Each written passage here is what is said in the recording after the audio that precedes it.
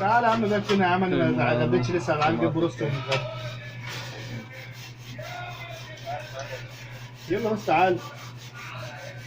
جبت الحاجة؟ للاسف ما جبتش حاجه. ليش؟ ما جبتش حاجه، ما رحتش انا اعتذر. الحاجه دي اللي عدى عليا لسه رحت لحظه. اه. وانت عايز تحكي والله ما جبتش. ليه بس؟ مش عارف حاجه غلط. Ito yung ano yung sira niya. Pero okay na yun. خلاص ماشي يا صاحبي. Okay na siya ngayon. Malfunction lang.